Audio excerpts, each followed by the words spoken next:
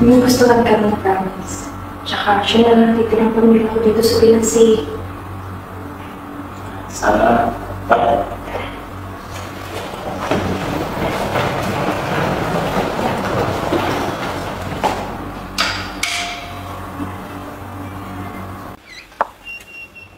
Anja!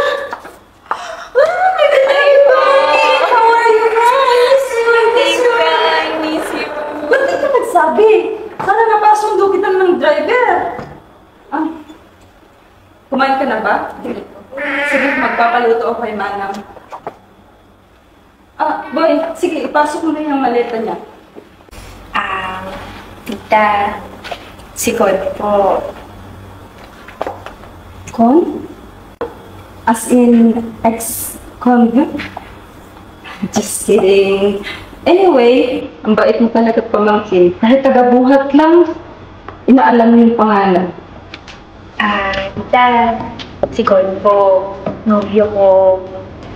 Umuwi din siya para sana sabihin sa inyo na papakasal na kami dito sa Pinas. May papahausap lang sana ako, tita. Baka pwedeng dito muna siya kahit ilang linggo lang. Habang inaayos lang sana yung kwento niya. Wala na din po kasi siyang parents eh. Tsaka mag-isa lang din po siya. Wait. Itong Con? Nobyo mo? Apa. Teka, gulo ako. At magpapakasal kayo?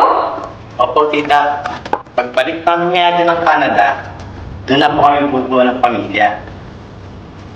Wait. Huwag mo nga ako matita-tita.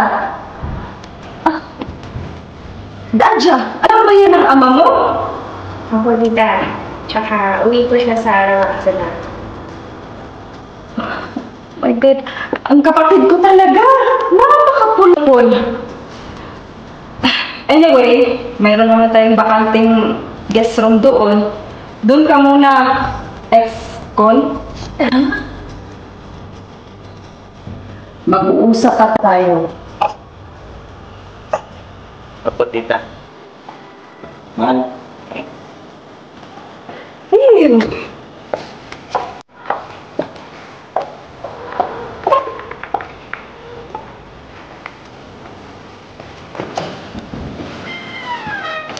Sabi sa'yo, na huwag kang magpapakasal sa lalaki na yun. Adja, wala na bang ibang lalaki? Nakita mo ba kanina? Nakakahiya! Oh my God!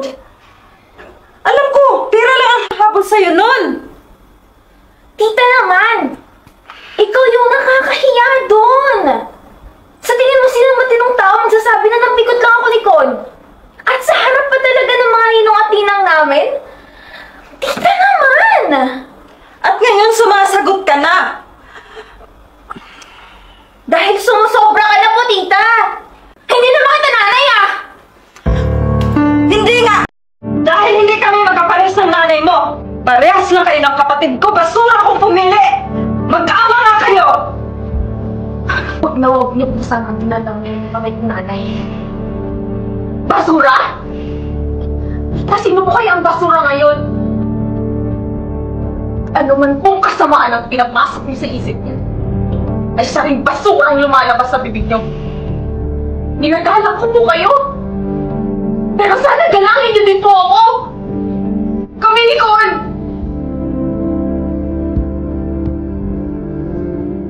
Magsisisi ka sa huli. Tandaan mo yan.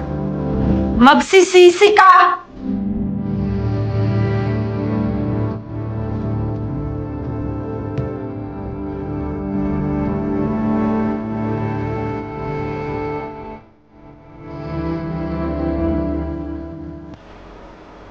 Wala na ba akong karapatan mahalin ka? Dahil ba ganito lang ako? Dahil ba isa lang ang empleyado sa negosyo nyo doon sa Canada? Wala na ba akong karapatang mahalin ka? Sensya ka na, mahal, ha? Pero hindi si tita magpapatibag sa pagmamahalan natin, okay? 3 taon. Sapat na sa akin yun para magsama tayo. Kahit pa ulit-ulitin ni tita na sabihin sa akin na magsisisi ako, pagsisisihan ko pag nawala yung mahal ko. Salamat, mahal. Kung sa tingin ng tita mo, yung pagpapakasal mo sa akin, pati sisihan mo. Pues, papatunayan ko sa'yo kung gaano kita kamahal. Salamat.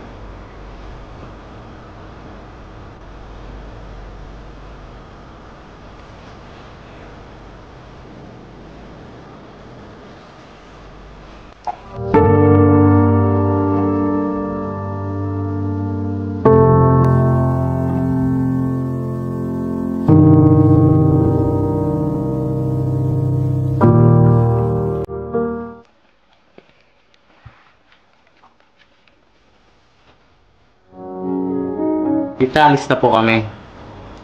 Alam ko naman pong hindi niyo ako tanggap. Pero alam ko naman po, naging mabuting tita kayo, Adja. Alam niyo po ba doon sa Canada, lagi niya po kayong pinakwento. Saka po, huwag niyo pong alalahanin. Mamahalin ko po si Adja ng lubos. Tita. Sorry po. Sa lahat na nasabi ko sa'yo. Salamat din po sa pag-aalaga niyo sa akin simula pagkabata. Naiintindihan ko bakit hindi ka pumunta sa kasal namin. Pero sana, balang araw,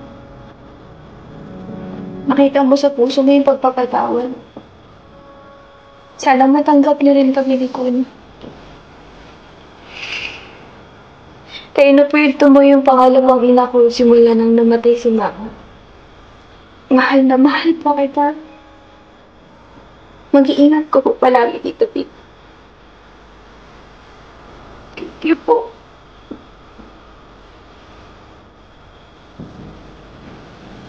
Alis na rin po kami. Naghihintay na po si Daddy sa baba.